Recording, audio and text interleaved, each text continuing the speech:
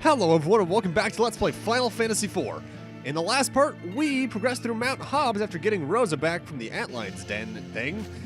And when we got to Fabul, we were joined by not only their head monk, but they also immediately lost their crystal, as well as us losing Rosa. And we actually want to move immediately back here into the throne room to grab some stuff, namely the demon shield, because I forgot to get these at the end of the last part.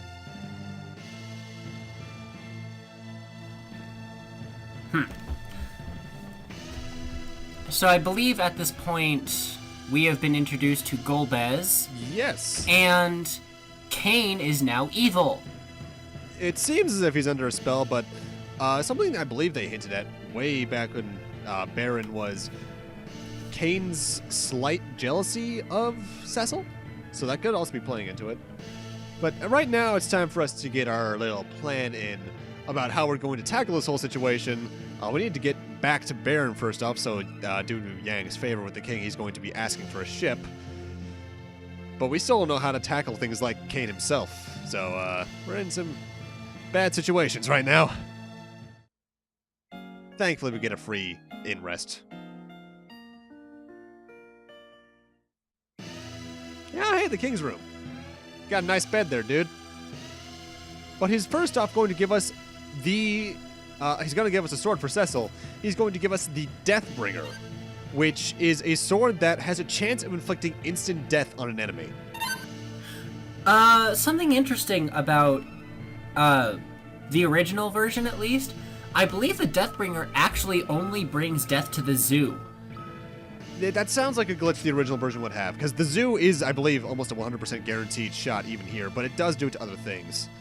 Either way, we want to go talk to Shield before we leave because we want to help Yang be a good husband.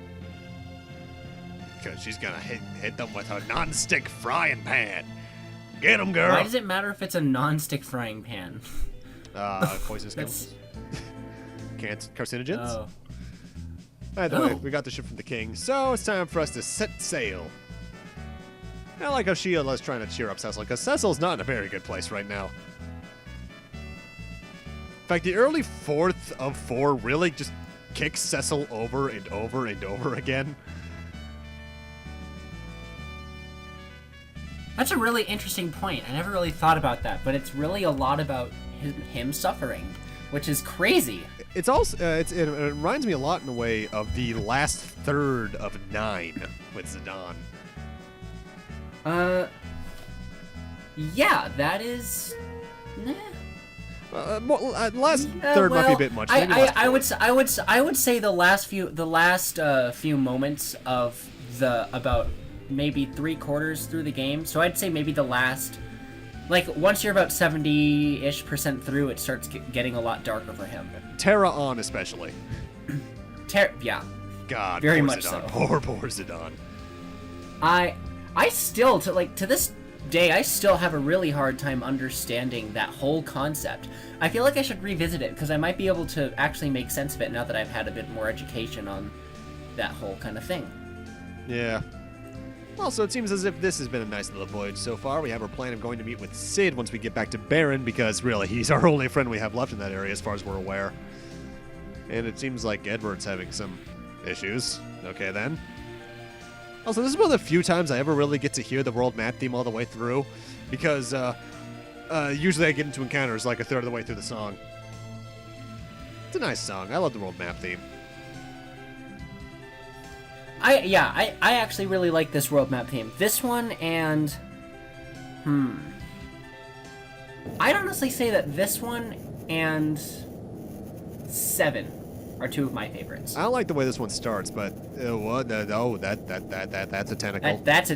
I have seen enough hentai to see where this is going. Octo Mammoth returns. Ooh. Holy mackerel! Is he suited up? The Lord of the Sea. Is he ready now?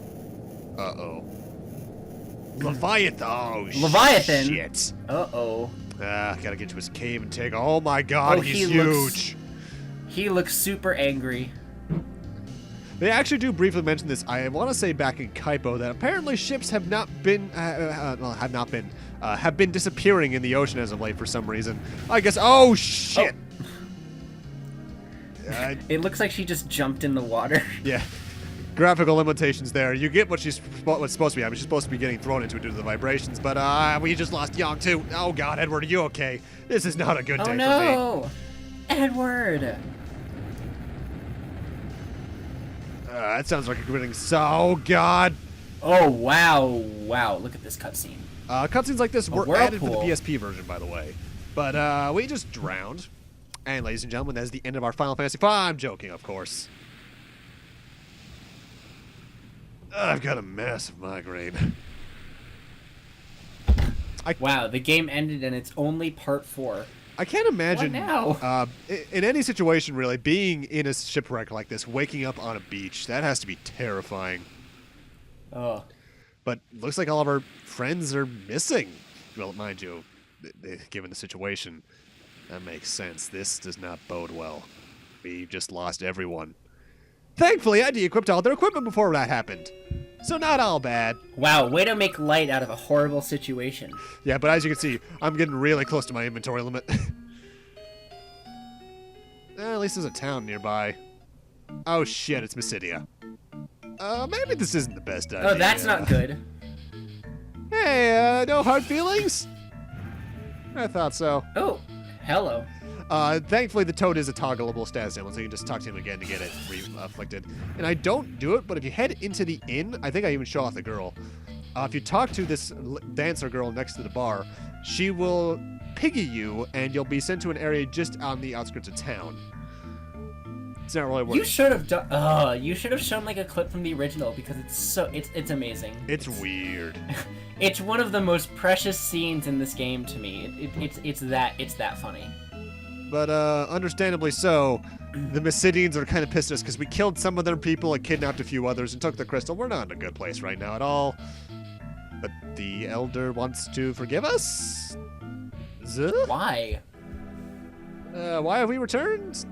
Well, you see, one thing led to another. My family's all dead. I'm shipwrecked. I need a good hug. I do love this scene, though, because the Elder first up brings up a good point. Apologizing for those who have died is just a waste of time. But we do regret our actions horribly. What I really like is how he says there's a faint glimmer of light that wasn't there before. And I think it's really cool because we can see the regret that is that light. Admittedly, I brought it up before. Cecil always kind of regretted the Mysidia action, but it wasn't until after they left where he started having second thoughts about this whole thing. In fact, honestly, if the king had sent maybe Cain to Mysidia, this entire plot would be going a different direction. But since we want to help fight our own demons, we're going to be heading to Mount Ordeals to the east, where we might be able to find something about our true fate. Even though Cecil's getting a bit impatient about having to go rescue Rosa, it's fine, dude. It's an RPG. Things don't progress by normal time sakes.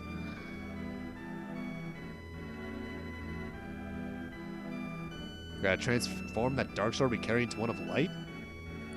Okay. How do you just transform a sword? He wants us to go and try and become a paladin on Mount Ordeals, which is apparently something that many have tried to do, but very few, if any, have returned from the journey.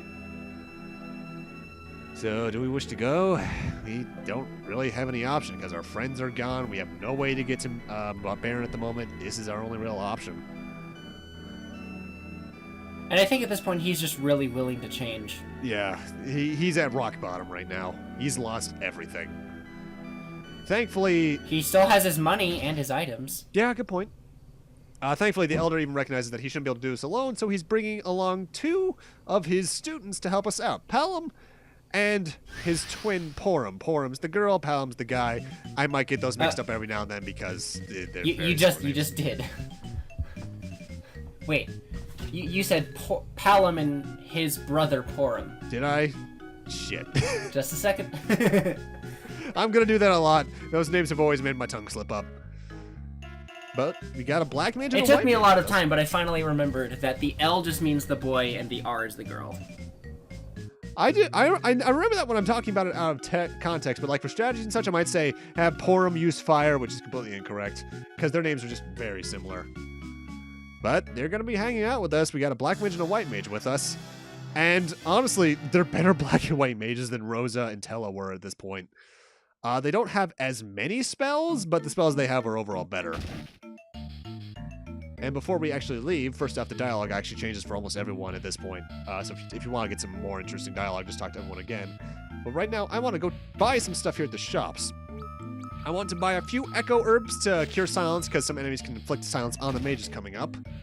And then in the equipment shop, I want to buy, namely the armor shop, I want to buy... well, actually, no, I do want to buy 2 flame rods as well. I actually forgot about that.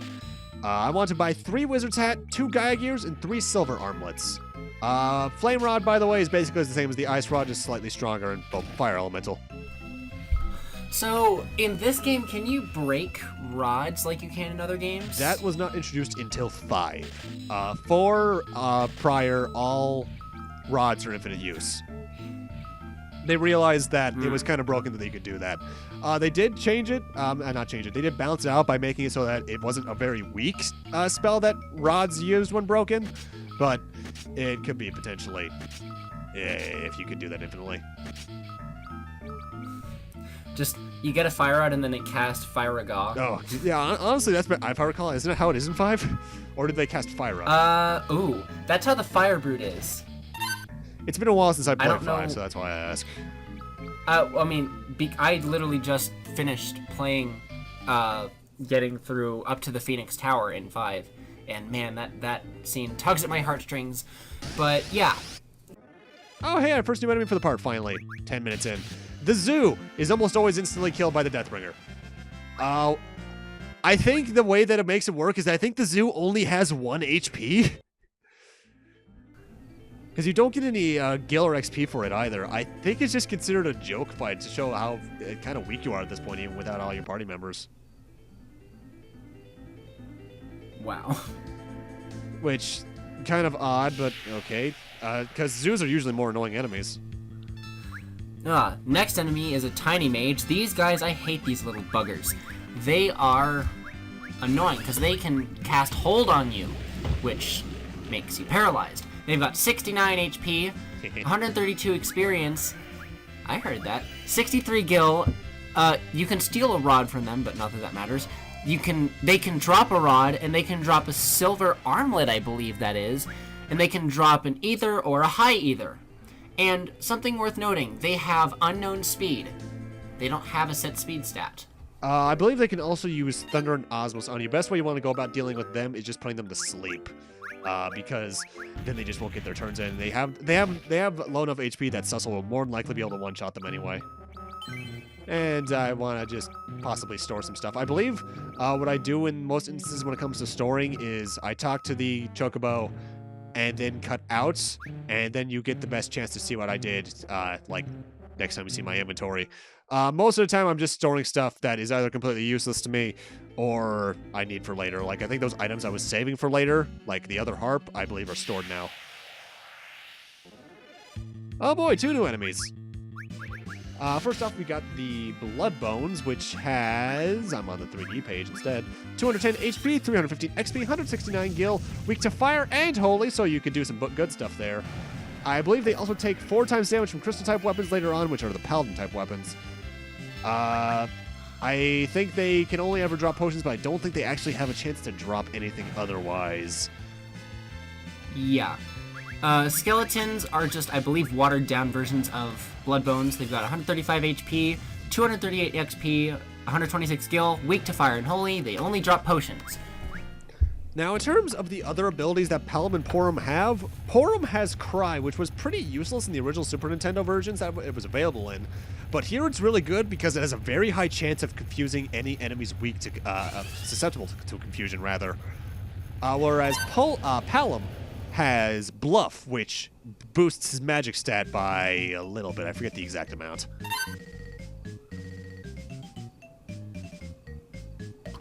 Ow. I find it odd that they have the fire barrier there, because that basically just means that, I guess that's just their way of railroading you so you can't come here before getting Pelham and Porum. But in lore-wise, that never really made sense to me. And hey, we actually get screen time for the villain! What a concept, Final Fantasy VI's second half. I am of the mindset that there's no such thing as too much villain screen time, and Golbez, he just leaks evil in these scenes. Because he's somehow aware that we're on Ordeals. I don't know how he is, but he's sending one of his best men after us, so, Also, something I find really interesting about this cutscene is that Rosa has a blade hanging above her head. I believe... I'm not sure if you can actually see that in the Super Nintendo version, but... You can.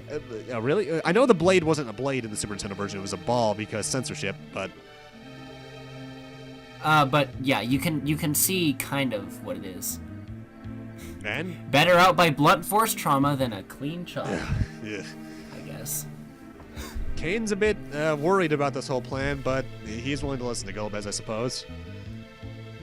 But he's still like, please, let me kill my best friend. He still owes me for that yogurt he took from me. What am I doing to Kane? Either way, now it's time for us to actually go through Mount Ordeals. The big danger here is that most enemies, I'm not sure why I'm showing this fight. We've seen all these enemies before. I guess I'm getting my chances. No, we have. That's weird. More editing. Yeah. There are cases like that, particularly in early game, probably because I was just forgetting some stuff. Either way, most, if not all of the enemies on Mount Ordeals are undead. Thus, fire is going to be your best bet for a lot of them. However, as we've seen before with the zombies back in the Undead Cave, not the Undead Cave, the underground waterway between Kaipo and Demisian, Cecil's Demon Blade's not too good against undead. I believe that in... Oh god, what am I saying again? I don't remember. Oh, in the Super Nintendo version, I think Cecil always deals 1 damage if he tries to attack. At least in this version, he deals like, I don't know, 70. I think it also depends on the enemy, because the zombie types, you could still only deal like at max 10 damage. Because I think the highest I've ever done to a zombie at this point in the game in the original Super Nintendo is like maybe 2. It's not worth fighting a lot of the enemies at this point in the Super Nintendo version. Thankfully, I guess they realized that, no, it's kind of not fair for those who want to fight every fight, so let's just make sure they can actually, deal damage.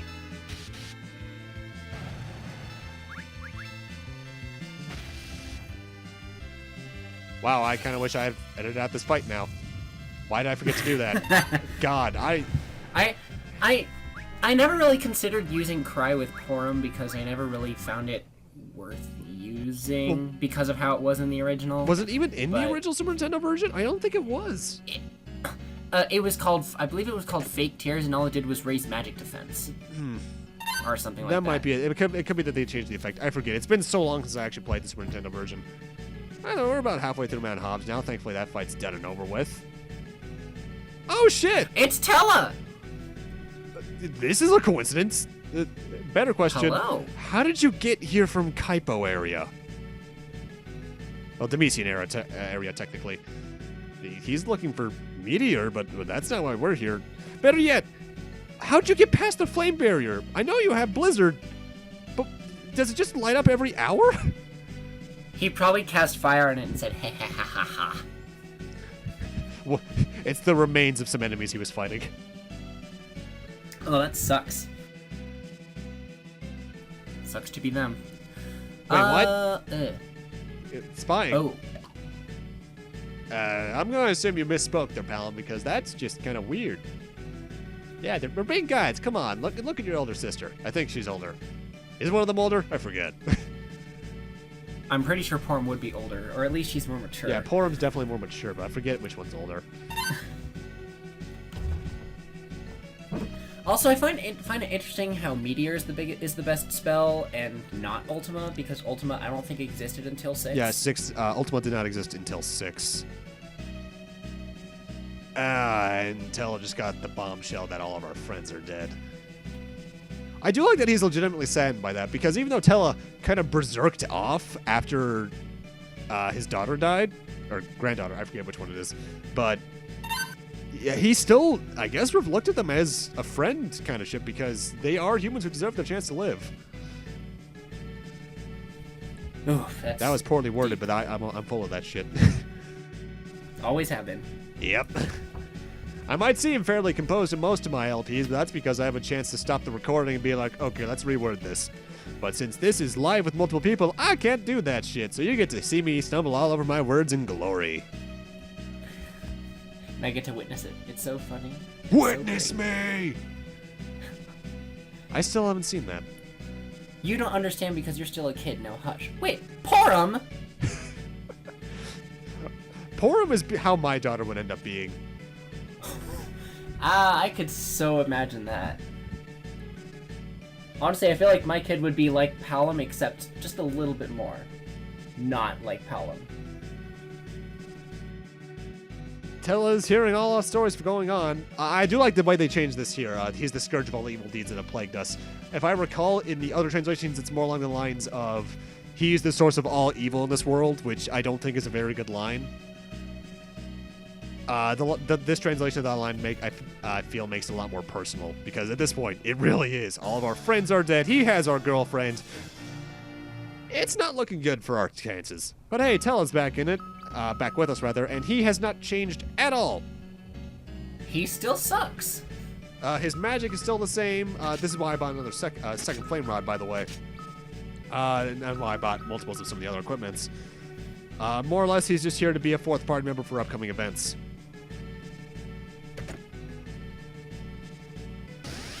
Either way, time for our next new enemy, a Lilith. Liliths are interesting in that I believe they're still considered undead type enemies, because I know they're weak to fire. Either way, they have 466 HP, 2,703 experience points, 262 gil, weak to fire, yep, and they can't drop anything at all. I believe they also take 4 times damage from the ice rod, because they're also considered a reptile type enemy. I believe they can also use, I want to say Drain and Osmos on you, but I know they can counterattack with Silence, which is why you want to bring the Echo Herbs. Echo Herbs. I never really used status restoring items in 4, honestly. Because, surprisingly enough, I think only Pig, Frog, and like the transformation spells really stick. I believe a lot of them do stick after battle, but usually have, oh my god, that's a lot of enemies. Okay, so the next enemy is a ghoul. The ghouls have 222 HP, 505 experience, 179 gil, they're weak to fire and holy, and what do they drop? They drop nothing but potions. What do you expect? Yeah, and no, he calls them a ghoul, but they're called wraiths in this translation. I think they're called ghoul in like the Super Nintendo version. Otherwise, we got revenants, which have 250 HP, 575 XP, 186 gil, weak to fire and holy. Big surprise there. They could drop potions. If they could drop anything, they take extra damage from a specific weapon type later on, but we don't have any access to that for a bit. Why can't you just have Palom use fire? Oh, I see. It doesn't have an EMP, that's why. Yeah. As you see by the fact that I fast-forwarded that fight, that took a while because I was hoping not to run into this fight until later. Because with our current offensive options, we don't really have an easy way to take care of a lot of enemies like that. Oh, hey, at least we get a save point here. Also notable, I believe that me showing my level there was me telling you that I'm going to be doing some minor grinding here. I am getting the twins up to level 14. This is mostly so I believe Palom could have things like Faraga. Or not Feyra, not Faraga. Oh boy, no, not by a long shot. Oh, that's a weird sound effect. Sir. Porum, I don't think that's Palom making the sound effect. That's kind of creepy. Oh, hey, convenient bridge. Oh, and there's the sound effect again. Convenient bridge.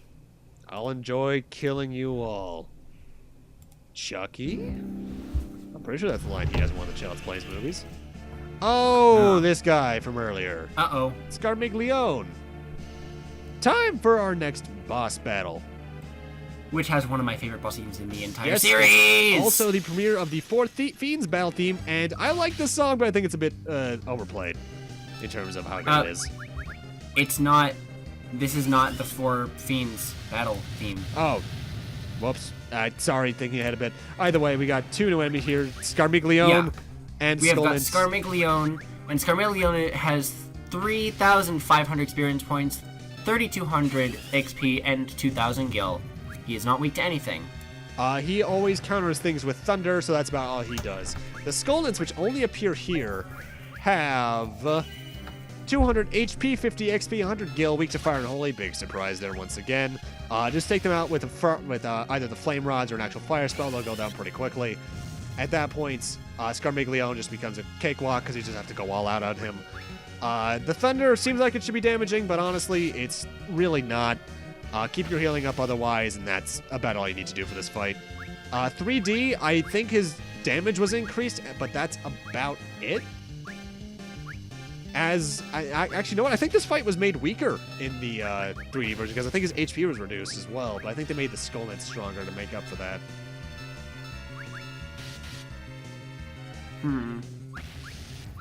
Honestly, this fight's just kind of tedious. Gotta like that design, though. It's really reflective of his role. Yeah, it is really cool, actually. It looks very menacing. I don't know why, but it totally looks like the kind of thing I'd see in Final Fantasy VI. You know what? I see what you're talking about, because there are some enemies I can think of off the top of my head, particularly the ones on the Phantom train, Overminds, I think they were called, that are kind of similarly cloaked, as well as the ones in the volcano cave that can cast all 3 fire spells in sequence. And that's me using the save point again. Oh, you're still here, huh?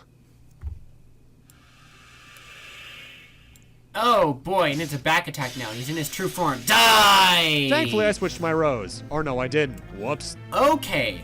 So, I am looking at the I'm looking at the DS version. My bad, because he has 7,000 HP in that version, and he gives you 24,000 experience in that version. I wish that was the case here. But in this version of the game, he has 3,523 HP, 3,600 XP, and 2,500 gil. Does not drop any items. First thing you want to do in this fight is use the Spider Silks on him that we've had around for a bit, because that will slow him down. His major counterattack here is a slow attack of his own, but as long as you get him slowed first, he doesn't get really much of a chance to do anything. Plus, I think him using his counterattack resets his own ATB gauge, so he doesn't get real much of a chance to otherwise attack. I didn't say, but he is weak to Fire and Holy now, because he's undead. Yes, now he's definitely considered undead. One thing I was tempted to do for this fight was to reverse my rows ahead of time, but I guess I just plain forgot to do that, or I just didn't feel like it because I wanted to show the dangers of being in the back row here. He can silence you, I believe, in the 3D version, so you want to have some Echo Orbs around for that. Cura can be a good way to do damage with Porum, as well as Cecil using things like High Potions. If you have an Elixir, I believe it's an instant kill on him. But why would you want to use an Elixir at this point in the game? How would you have him at this point, too? Yeah, that's a very fair point as well. The major thing with this fight, really, other than the music being good, but not as good as other people I'd say it is in my eyes, is that he's probably the beefiest thing we've fought so far. Beefiest? Like, in terms of, like, how he's drawn, or just in terms of HP? Because I feel like Scarmiglione is where the difficulty starts to spike a little. Yeah, it's around now that the game starts to get a bit more serious with its difficulty. Overall, Scarmiglione, or Mylan and Milan Z as he's known in the Super Nintendo version, not a very intimidating fight because he doesn't get much of a chance to attack if you make sure to have him counter you with Cursed LG all the time, because while you'll be slower, he won't get much of a chance to attack. And he's still alive somehow! But thankfully, as all people know from zombie movies, a fall is all it takes. Or a blow to the head. Yeah. Also, de-equip Cecil. Call the hunch. Yeah, this is a weird monument. My son, what? Who's saying that? Okay, we just face planted into stone. Okay, maybe I'm tripping on acid. Whoa, hello. Trust us with his power? Who's even saying this? Also, this is the first time I believe in the game I believe we hear this theme, and I absolutely love it. If this is called the Lunarian theme, I think. Yeah, we'll learn more about why it's called that later on. Oh my god, we've aged like 40 years. Why do all, like, good guys in Final Fantasy IV have white hair? I have an idea about that for later on, but quite literally, we need to go the Persona 4 route, as this voice is telling us, and fight ourself, our shadow. And there's 2 ways you could do what's about to come up. Also, okay, good, because I've always done it one way, and I've wondered, can I do it the other way? Now, also, minor little inconsistency here. His overworld sprite here for Paladin Cecil is based off the Tetsuya Nomura art for him. But once we get into battle, his sprite becomes an updated version of his Super Nintendo battle sprite. Now, the Dark Knight here doesn't really have an HP count worth noting. However, there are two ways you can go about this fight. You can either be a true paladin and just defend and cure yourself and let him kill himself by using darkness over and over again, I think reducing his HP by an eighth of his total every time. Or you can go all out, which is a lot harder and does take longer. As for his total HP, I'm trying to get that up right now. But otherwise, I recommend just going the defensive route because it feels like it's done quicker. He has, oh wow, 4,520 HP, at least in the Super Nintendo version. What about PSP? Yeah, still 4,520, so you just want to let him reduce his HP like 900 at a time. Okay. Nice Star Wars reference there. Let's call that a bit of foreshadowing, by the way. But I mean, this guy wants us to stop Golbez. I don't know why he's calling us son still, but okay. Don't you get it? Cecil was born by the light. But with that, Cecil has left his Dark Knight roots behind and has joined the Paladin ranks. And this was always a big moment to me, because when I first played 4, technically, I was me watching my brother play it, and he was already a Paladin by that point. So getting here was like a very exciting moment for me, like, ooh, I'm getting to the good parts now. Not to say the earlier portions are bad, but I find the rest of the game more exciting. It's also with that, I can say we're officially about 25% of the way through the game's plot. Playing it is something else entirely, but plot-wise, we're about 25% of the way there. But also, Tella now remembers all of his spells. He's no longer afflicted with Alzheimer's. He also has been given Meteor. However, he can't use it. Meteor costs, I think, 99 MP exactly, and Tella never gains any MP beyond 90. I feel like, doesn't, like, as he levels up, his stats go down? Yes, actually. I believe to signify age, once I want to say once he starts getting towards his 40s in levels, his stats start lowering. So it's actually not a very good idea to grind with Tella in your party. Mind you, if you're in your 40s with Tella, well, what the hell you're doing? You're grinding way too much. I love that line. I am doom myself! Either way, as for why I unequipped Cecil from his Dark Knight phase, the moment he becomes a Paladin, he loses all that equipment, and I wanted to have it around to sell for extra money. Don't store it, and Cecil can never become a Dark Knight again. We're Paladin from here on out. And because of that, Cecil's abilities have also changed. Not only is he now considered Holy Elemental in terms of attack, most of his own weapons will do Holy Elemental damage from now on. He now has minor white magic and a cover ability to cover his allies. He'll do it automatically to people in critical HP, but otherwise it's up to you. But as you can see, he's level 1. So I'm going to be doing some grinding eventually to get him up to a higher level. I absolutely hate the organization of the spells in Final Fantasy IV. I'm very used to the way it's done in 9 specifically. Simply because you've got the 3 levels of fire, and then you've got the sleep spell, then you've got the 3 levels of ice, and then you've got poison, and then you've got 3 levels of thunder, and then you've got slow, you know. It is very unorthodox, I agree. Either way, at this point, I have gotten Cecil up a few more levels, but that's just from walking back here. I'm going to be doing either grinding in between this part or next part. I forget exactly when.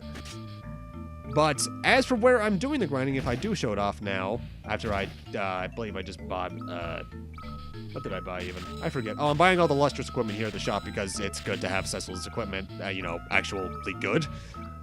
What did I buy there? I don't have that written down in my notes for some reason. That's weird. Oh, a healing staff for Porum, because that's just good. I believe it's the same way it is in 5, where it'll heal anything in attacks, so you might want to attack your own party members with it even. But overall, it's mostly just to raise your spirit. Apologies for my non-togetherness right now. It's been a while since we did one of these. You mean like... Well, since we did part 1 and 2, it's been like 2 or 3 weeks. Really? 2 Yeah. weeks? Jeez. It's not a month.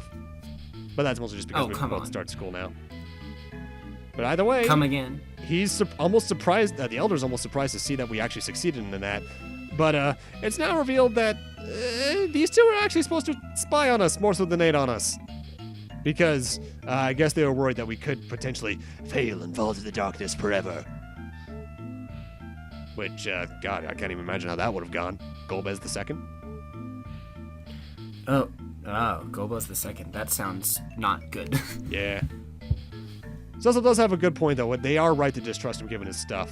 But thankfully, now that we're a paladin, we have their full cooperation. But apparently, they see something weird about the sword.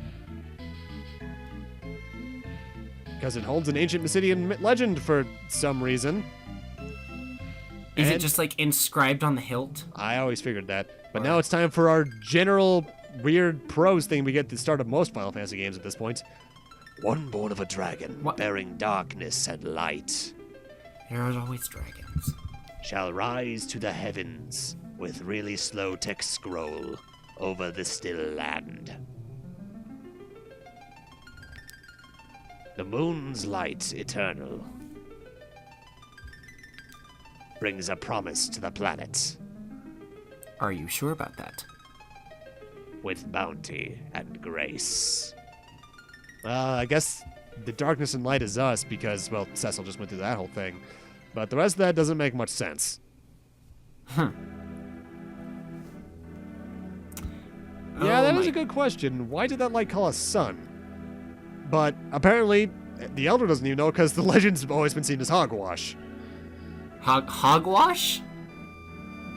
What? That's interesting. I never thought I'd hear that term out of you. I say a lot of sometimes weird terms because my family's from all over the states, and thus I have some like Hoosier in me and shit. My dialogue gets a little all over the place. You know what? That's a fair point. But the Tell and the Elder actually know each other somehow. They never really go into detail about that. I always assume that maybe the Elder was at one point a student of Tell's or something. But either way, unsealed.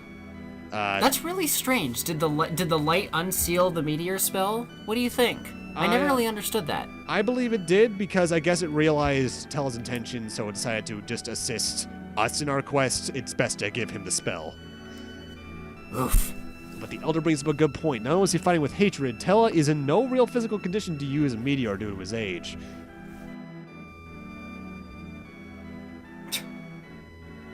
Like you're one to talk? Jeez, Tella. That's some really serious stubbornness. You're almost as stubborn as Galuf is. Goodness. You're not wrong. But with our abilities, we might be able to beat Golbez. But first, we need to get back to Baron somehow. But thankfully, there's something very convenient called the Devil's Road in town that will help us along our path. And now he's gonna go pray for the rest of the game. And I wish I was joking about that.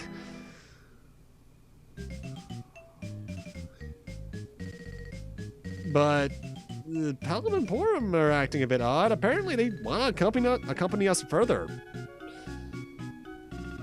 Which I'm okay with because more black and white mages is always good, but... And as the Elder himself brings up, they prove themselves worthy enough to live in survive Mount Ordeals, rather. So there's clearly skill going on there, but they're still like 6. So are you sure you want them coming along with us to, I don't know, usurp a kingdom? Not the Elder's brightest moment. Oh, come on. I'm sure he has his reasons. Without the 6-year-olds, I'm sure they're probably like maybe 10, at least. They're probably older than they look. You know what? I'm going to look that up. Palom. Palom is... He's 5. What? He's 6 in the interlude, 22 in the after years. Oh, God. Wow. We have babies with us. That's not okay. Either way, with that startling revelation that we're taking 5-year-olds to go slay an evil lord, we're going to need to end this off here. Thank you guys for watching, and in part 5, I'll not only be showing off where I grinded Cecil up after I actually do the grinding, we're going to be heading into the Devil's Road and heading back to Baron to, do our business over there. See you guys then. Oh boy. I just realized something. Vivi is 9 years old. Shit. Later.